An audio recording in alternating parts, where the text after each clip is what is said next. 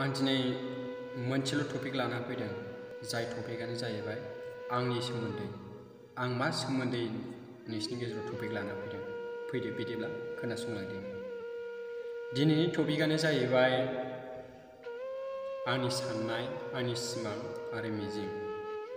जाय सिमां मिजिं साननायानो जादों देग्लायनि जानुवारि 2022 मायथाइनि 1 जानुवारिनि सिगां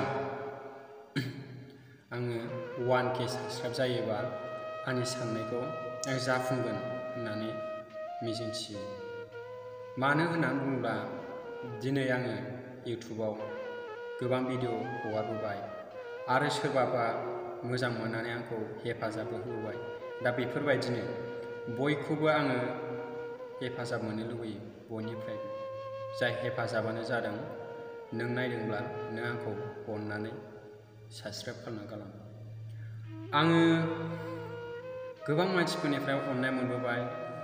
दा नै थांनाय सप्तायावनो 40 जन 40 जन मानसिनिफ्राय अननाय मोननानै दा आंनि चेनेला एसे एरबाय। दा बेखायनो आंबो बांसिन गोसो जाबाय इउटुबाव भिडिअ हगारबा मोजां जागोन, मोजां भिडिअ लाबोगोन। नोंसोरबो आंखौ साबस्क्राइब खालामना गालां। जुदि आंनि साननाया जायो आं 1K साबस्क्राइब मोनो जानुवारिनि सिगां, अब्ला आं मा मावो, आं बबेनि, आं बबे डिस्ट्रिक्टनि, आं बबे पस्ट अफिसनि सिङाव थानाय आरो जों गामिया मा गामि बेखौ देखायगोन। आरो लोगोसे आंनि जोनोमगिरि बिमा बिफा, आंनि जोनोम जायगा गामि, आंनि जोनोमगिरि न', आं बबे न'आव जोनोम जादों बेखौ नोंसिनि गेजेराव लाबोगोन। बेखायनो आरो आंनि गामि खाथि खालाफ्राव जाय दुखुनांथाव जानानै दङ बेफोरखौबो आङो नोंसिनि गेजेराव लाना फैगोन। जोंनि बर' हारियाव गोबां अनसायग्रा सुबुं सोमजिबाय। बेखायनो दा जोङो गावजों गाव हेफाजाब होलायलायनायानो मानसिनि आखु। मानसिया सानसे थैयो आरो उजियो। उजिगासेयाव मानसिया मोजां हाबा मावलांनो नाजायो। बेखायनो आं दा जिउ मोनसे दङ, बे जिउ मोनसेयावनो आं मोजां खामानि मावलांगोन। बे आंनि सिमां, मिजिं, थांखि। जाय थांखिखौ नाजायो बे थांखिया जाफुंसारो।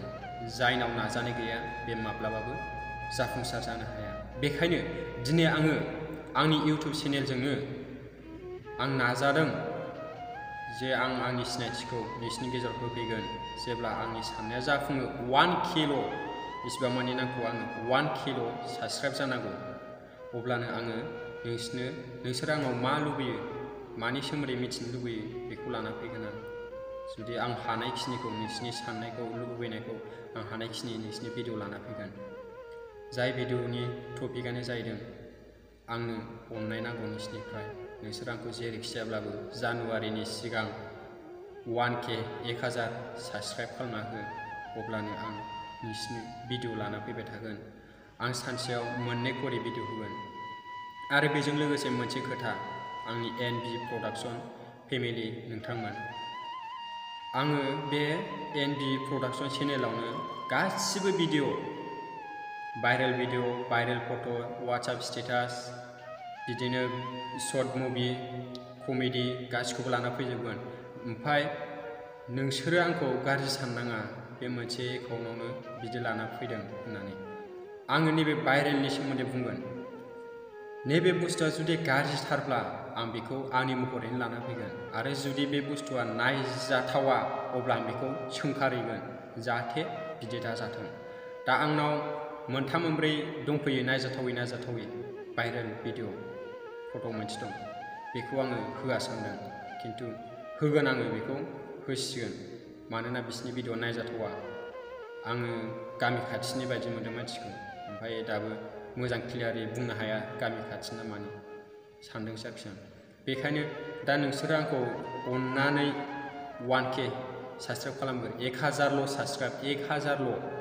बेसेबां मानि साबस्क्राइब नांगौ आंनो। बेनि उनाव माखासेखौ जायफोर मोजां मोनो बिसोर साबस्क्राइब खालामनांगोन। दा नोंसोर आंनि जथ' हायो नैबे भिडिअखौ शेयार खालाम, लोगोसे साबस्क्राइब खालाम। नायनानै ओरैनो दाथा।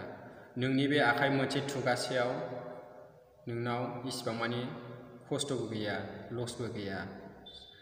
नोंनि बे आखाइ थुगासेयानो जों बर' हारिखौ जौगाहोनायसो। बेखायनो आं बुङो बयखौबो खनसे आखाइ खबजोबबावो, नोंसोर आंखौ जेरैखि जायाब्लाबो 1K साबस्क्राइब खालामथार जानुवारिनि सिगां। बेनो आंनि थांखि आरो मिजिं।